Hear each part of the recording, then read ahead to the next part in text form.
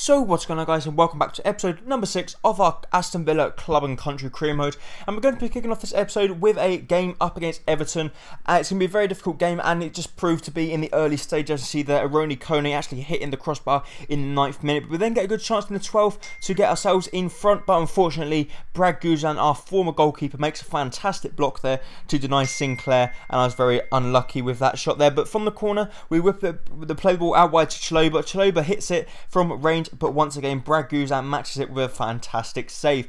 But in the 80th minute, Lukaku gets the ball down the wing, he whips the ball in the box, or he plays the ball back to Lennon, Lennon finds Pienaar at the back post, and Pienaar should do a lot better from there as he blazes his shot over the bar. But in the 90th minute, we play the ball to Raheem Sterling, who recently just come off the bench. He hits it, but Brad Guzan once again making a fantastic save, and we were really unfortunate to not get anything out of this game because we played really well.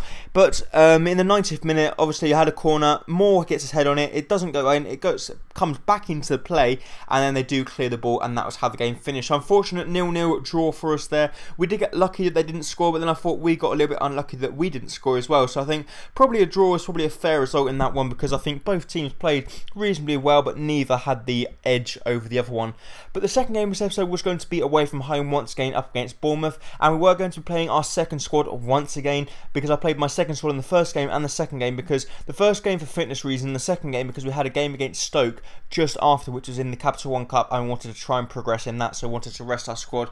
But I believe that we had a good enough squad here to actually win the game against Bournemouth, but we had the worst possible start, as in the 15th minute we find ourselves 1-0 down, as Tyrone Mings plays the ball down. He actually does very well down the wing, he cuts inside, plays the ball through to Sheeman or Freeman, I'm not sure what his name is, but he plays a good ball through to him, and he actually finds the back, Sermon finds the back of the net with a very good shot. But straight after that, we go up front with Jordan Ibe. He runs past Sermon, runs past Distan, he cuts inside, fake shots past the two, hits it, but unfortunately Arthur Burke makes a really good save, and the shot then comes to nothing. But in the 43rd minute, we get another good chance, as our number 22, Scott Sinclair, leaves Distan on the floor, keeps on going, has a shot, but it just goes inches wide of the post. We do come very, very unlucky with that one. I thought that was going to find the back of the net. Unfortunately, it didn't, and we do come very close, but it just didn't seem to be our day. It didn't seem that the ball was going to go in. But then we have another good chance with Gardner, and it just proved that today was not going to be our day. We actually hit the outside of the post, and it looked like we were never going to score in this game. So unfortunately, we were trying our very best to try and put the ball into the back of the net. But Rolando Aarons runs through, cuts inside, does very well, but once again, Arthur Burke makes a good save, and this time they do get the ball clear, and the scoreline remained at 1-0 to Bournemouth. So we still had a lot to do, but then we get another good chance as Westwood depossesses them down the wing. He whips the ball in the box, it comes to Aarons, and Aarons can't wrap his foot round it as he puts the ball wide of the post. So still 1-0 to Bournemouth, and it come into the 90th minute where we get a good chance here from the corner. We do whip the ball in, it comes from Westwood, but unfortunately a good block from the wall, and the ball goes out wide for a corner. Fulham's right in corner, we actually whip the ball in the box, hoping that we can try and get good contact on the header. Westwood finds Moore gets good contact, but the goalkeeper makes a pretty decent save as Arthur Burke wraps up the game for them, and they end up taking up the 3 points away from us. So we end up losing that one. So we haven't had a good run of form, to be honest. We lost that one, and we drew against Everton in the early stage of the episode. But then we get a good chance here against Stoke in the Capital One Cup, but unfortunately Gaglia Bonlahor can't beat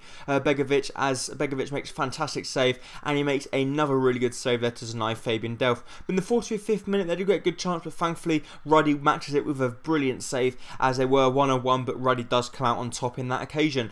But here in the 49th minute, what a fantastic goal from Peter Crouch on the volley. He puts it right into top hand corner. There is nothing Ruddy can do about that, and we find ourselves 1-0 down in the 50th minute, and it just wasn't our episode. We really could not find the back of the net in any of the games we had played, and now we've got like the wonder goals going against us. Peter Crouch scores an absolutely delightful goal, but then they double their lead as they play the ball to Crouch. Crouch plays the ball inside to Victor Moses. My defenders were nowhere to be seen, and he fires the ball past Ruddy. So we've now found ourselves 2-0 down, and we only had 30 minutes to try and find 2 goals to take it into extra time, or we were going to be out of the Capital One Cup. So at this stage, it looked like we were going to be going out of the Capital One Cup. It didn't look like we had the fight to get back into the game.